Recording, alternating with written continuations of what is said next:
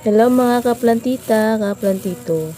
Ito po yung update sa ating anthurium foliage na na-harvest last December 30, 2024. So ayan, nag-spray ako niyan, konti lang para magkaroon ng moist. So ito na siya. Ayan.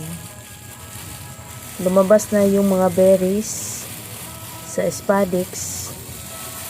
At itanim na natin. Ito yung potting mix natin. Garden soil na rice hull with carbonized rice hull at saka chicken dung or chicken manure.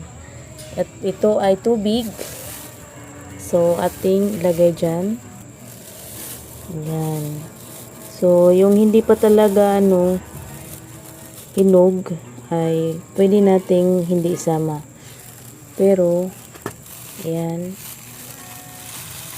Parang hinog na talaga siya. Ayan. Lumalabas na ang mga seeds.